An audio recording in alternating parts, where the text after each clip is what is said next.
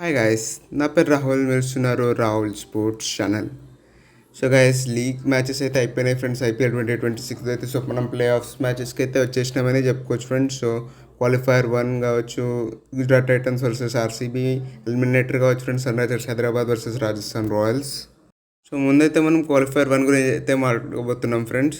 So RCB versus Gujarat Titans. So ఈ మ్యాచ్లో గెలిచిన వాళ్ళు డైరెక్ట్ ఫైనల్కి అయితే వెళ్ళిపోతారని చెప్పిన కదా ఫ్రెండ్స్. సో మరియు ఓడిపోయిన వాళ్ళు కూడా ఇంకొక ఛాన్స్ అయితే ఉంటుందని చెప్పుకోవచ్చు ఫ్రెండ్స్. సో ఒక చాలా ఇంపార్టెంట్ మ్యాచ్ అని కూడా చెప్పుకోవచ్చు ఫ్రెండ్స్. ఎందుకంటే గెలిచి ఫైనల్కి వెళ్తే కొంచెం ఎక్స్ట్రా రెస్ట్ కూడా దొరుకుతుంది అని చెప్పుకోవచ్చు ఫ్రెండ్స్ టీమ్స్కి. సో అందుకు కూడా ఒక చాలా ఇంపార్టెంట్ అని చెప్పుకోవచ్చు ఫ్రెండ్స్ ఈ మ్యాచ్ మనం చూసుకున్నట్లయితే ఇక్కడ.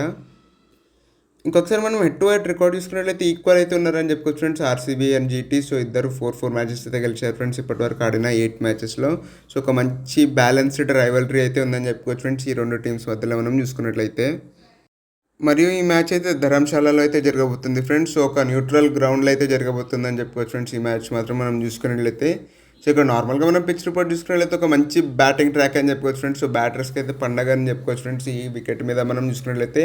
సో ఫాస్ట్ బౌలర్స్కి కొంచెం స్వింగ్ ఉన్న స్టార్టింగ్ కొన్ని ఓవర్స్లో, తర్వాత మాత్రం ఒక సూపర్ బ్యాటింగ్ ట్రాక్ అని చెప్పుకోవచ్చు ఫ్రెండ్స్. ఈ స్టేడియంలో జరిగిన 3 మ్యాచెస్లో కూడా 200+ స్కోర్స్ అయితే వచ్చినాయి, నమోదైనాయి అని చెప్పుకోవచ్చు ఫ్రెండ్స్. సో ఇక్కడ టాస్ గెలిచిన క్యాప్టెన్ బౌలింగ్ తీసుకోవచ్చు ఫ్రెండ్స్. ఎందుకంటే ఒక నైట్ మ్యాచ్ కాబట్టి ఇది. సో డ్యూ ఫ్యాక్టర్ డెఫినెట్లీ ప్లేలోకి వస్తుంది కాబట్టి. మరియు ఇక్కడ జరిగిన 2 నైట్ మ్యాచెస్లో కూడా చేజింగ్ టీమే గెలిచింది కాబట్టి కూడా ఒక ఫ్యాక్టర్ అయితే డెఫినెట్లీ ప్లే చేస్తుంది అని చెప్పుకోవచ్చు ఫ్రెండ్స్ ఇక్కడ చూసుకున్నట్లయితే. ఇంకా టీమ్స్ గురించి మాట్లాడుకున్నట్లయితే సో ఆర్సీబీ అయితే ఈ మ్యాచ్లకి అయితే ఓడిపోయి అయితే వస్తున్నారని చెప్పుకోవచ్చు friends. So Sunrisers Hyderabad చేతిలో వాళ్ళ లాస్ట్ లీగ్ మ్యాచ్లో మాత్రం చూసుకున్నట్లయితే. కానీ అప్పటికే క్వాలిఫై అయిపోయారు కాబట్టి సో 2 సీరియస్గా అయితే ఏం తీసుకోరని చెప్పుకోవచ్చు ఫ్రెండ్స్. ఆ లాస్ట్ని ఇక్కడ చూసుకున్నట్లయితే ఆర్సీబీ చూసుకున్నట్లయితే.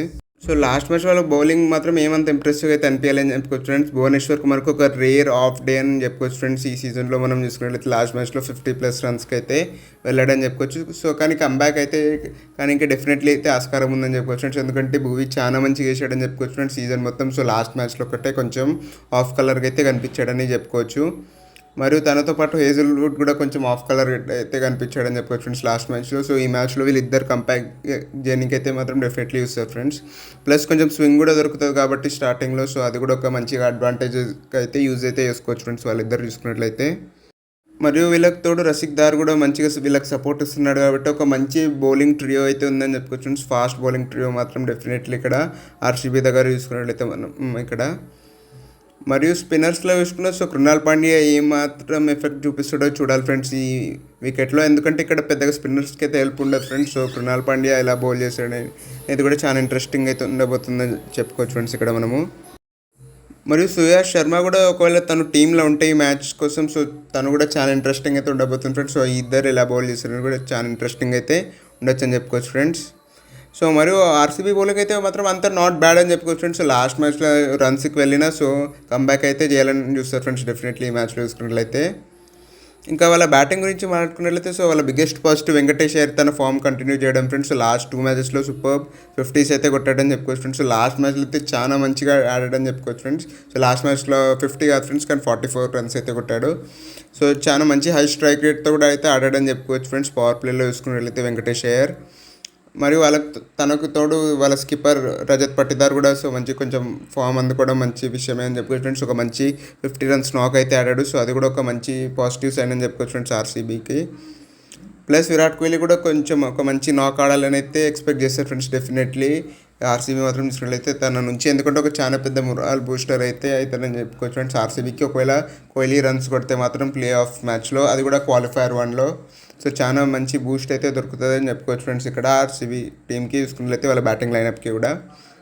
ప్లస్ మిడిల్ ఆర్డర్లో వేసుకున్న సో మంచి ఫినిషర్స్ కూడా ఉన్నారని చెప్పుకోవచ్చు. సో టిమ్ డేవిడ్ కూడా ఉన్నాడు. సో టిమ్ డేవిడ్ కూడా పర్వాలేదు ఫ్రెండ్స్. సో మంచిగానే స్ట్రైక్ చేస్తున్నాడు అని చెప్పుకోవచ్చు ఫ్రెండ్స్ బాగుంది. సో దాంతో పాటు కృణాల్ పాండ్యా కూడా మంచిగా అయితే హ్యాండీ కాంట్రిబ్యూషన్స్ అయితే ఇస్తున్నాడు అని చెప్పుకోవచ్చు friends with the bat. So Mumbai గేమ్లో కూడా సో చాలా మంచిగా ఆడండి తెలిసిందే కదా. సో అండర్ ప్రెషర్లో అది కూడా. మరియు వీళ్ళకి తోడు దేవదత్ పడిక్కల్ కూడా నెంబర్ 3 స్పాట్లో చాలా మంచిగా ఆడుతున్నాడు అని చెప్పుకోవచ్చు friends. So high strike rate కూడా మెయింటైన్ చేస్తున్నాడు కాబట్టి ఒక మంచి సైన్స్ అని చెప్పుకోవచ్చు ఫ్రెండ్స్ ఆర్సీబీ బ్యాటింగ్ లైనప్కి చూసుకున్నట్లయితే. దీనికి తోడు ఇంకొక పెద్ద మొరాల్ బూస్టర్ ఏంటంటే ఫిల్ సాల్ట్ ఆడే ఛాన్స్ అవుతుందని చెప్పుకోవచ్చు friends. So last second half of the టోర్నమెంట్లో అయితే ఇంజురీ వల్ల అయితే సైడ్ లైన్ అయిందని చెప్పుకోవచ్చు ఫ్రెండ్స్ ఫిల్ సాల్ట్. కానీ సాల్ట్ ఆడితే మాత్రం చాలా పెద్ద బూస్ట్ అయితే అవుతుందని చెప్పుకోవచ్చు ఫ్రెండ్స్ ఆర్సీబీ బ్యాటింగ్ లైనప్కి ఇక్కడ చూసుకున్నట్లయితే. సో ఒకవేళ సాల్ట్ కనుక ఆడితే మాత్రం అదొకటే చేంజ్ ఉండొచ్చు ఫ్రెండ్స్ వాళ్ళ ప్లేయింగ్ లెవెన్లో. సో సుయాష్ శర్మ బదులు ఫిల్ సాల్ట్ అయితే రావచ్చు ఫ్రెండ్స్ ప్లేయింగ్ లెవెన్లోకి, లేకుంటే ఏమాత్రం చేంజెస్ అయితే ఉండకపోవచ్చు ఫ్రెండ్స్. ఇంకా గుజరాత్ టైటన్స్ గురించి మాట్లాడుకున్నట్లయితే సో వాళ్ళైతే ఒక మంచి కాంప్రహెన్సివ్ విక్టరీ అయితే కొట్టయితే వస్తున్నారని చెప్పుకోవచ్చు ఫ్రెండ్స్. ఈ మ్యాచ్లో చూసుకున్నట్లయితే సిఎస్కే మీద. సో హై ఆన్ కాన్ఫిడెన్స్ అయితే ఉంటారని చెప్పుకోవచ్చు ఫ్రెండ్స్. సెకండ్ హాఫ్ ది టోర్నమెంట్లో చాలా మంచిగా అయితే ఆడారని చెప్పుకోవచ్చు ఫ్రెండ్స్. ఇక్కడ చూసుకున్నట్లయితే గుజరాత్ టైటన్స్ 6 మ్యాచెస్ అయితే గెలిచారని చెప్పుకోవచ్చు ఫ్రెండ్స్ వాళ్ళ లాస్ట్ 7 మ్యాచెస్లో. సో హై ఆన్ కాన్ఫిడెన్స్ అయితే ఉంటారని చెప్పుకోవచ్చు ఫ్రెండ్స్ డెఫినెట్లీ గుజరాత్ టైటన్స్ చూసుకున్నట్లయితే. సో వాళ్ళ బ్యాటింగ్ గురించి మాట్లాడుకున్నట్లయితే సో ఎప్పటిలాగే వాళ్ళ టాప్ ఆర్డర్ ఫైర్ అవుతుందని చెప్పుకోవచ్చు ఫ్రెండ్స్. సో ఇంపార్టెంట్ కూడా అని చెప్పుకోవచ్చు ఫ్రెండ్స్ వాళ్ళ టాప్ ఆర్డర్ ఈ మ్యాచ్లో కూడా చూసుకున్నట్లయితే.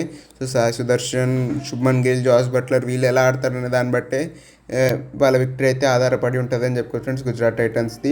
సో జాష్ హేజల్వుడ్ మరియు భువనేశ్వర్ కుమార్ని కనుక న్యూట్రలైజ్ చేయగలిగితే ఈ టాప్ ఆర్డర్ పవర్ ప్లేలో సో మ్యాచ్ గెలిచే అవకాశం చాలా హై ఉంటుందని చెప్పుకోవచ్చు ఫ్రెండ్స్ గుజరాత్ టైటన్స్కి చూసుకున్నట్లయితే. ఎందుకంటే మిడిల్ ఆర్డర్ ఎంతవరకు సస్టైన్ కాగలుగుతుంది అనేది ఈ మ్యాచ్లో కొంచెం డౌట్ఫుల్ అని చెప్పుకోవచ్చు ఫ్రెండ్స్. సో వీళ్ళు ముగ్గురు మంచిగా ఆడడం చాలా కీలకమని చెప్పుకోవచ్చు ఫ్రెండ్స్ ఇక్కడ చూసుకున్నట్లయితే టైటన్స్కి మాత్రం డెఫినెట్లీ. ఇంకా వాళ్ళ బౌలింగ్ గురించి మాట్లాడుకున్నట్లయితే సో చెప్పాలక్కర్లేదని చెప్పుకోవచ్చు ఫ్రెండ్స్. ఎందుకంటే చాలా మంచిగా అయితే బౌలింగ్ చేస్తున్నారని చెప్పుకోవచ్చు ఫ్రెండ్స్ ప్రతి ఒక్కరు చూసుకున్నట్లయితే. సో పవర్ ప్లేలో సిరాజ్ మరియు రబాడ్ అయితే అదరగొడుతున్నారని చెప్పుకోవచ్చు ఫ్రెండ్స్. సో పవర్ ప్లేలోనే ఆల్మోస్ట్ డిస్మెంటల్ అయితే వేస్తున్నారని చెప్పుకోవచ్చు ఫ్రెండ్స్ ఆపోజిషన్ టీమ్స్ని. సో అక్కడనే మ్యాచ్ అయితే గెలిపించి అయితే పెడుతున్నారని చెప్పుకోవచ్చు ఇక్కడ గుజరాత్ టైటన్స్ చూసుకున్నట్లయితే.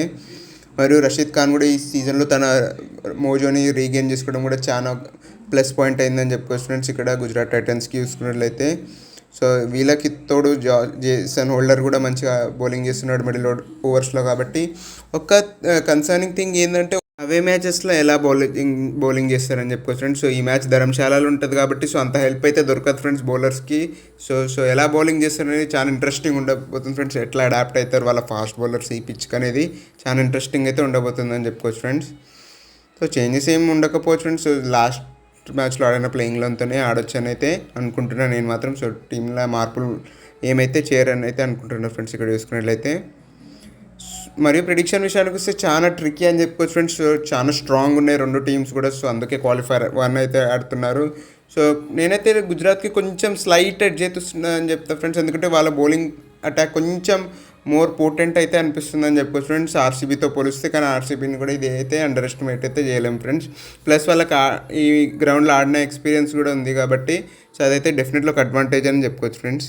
మీరే టీం గెలుస్తారు అనుకుంటున్నారో కింద కామెంట్స్లో తెలియజేయండి ఫ్రెండ్స్. మీకు కనుక వీడియో నచ్చినట్లయితే లైక్ చేయండి, షేర్ చేయండి, మరి నా ఛానల్కి సబ్స్క్రైబ్ చేసుకోండి ఇలాంటి వీడియోస్ కోసం. And thanks for watching.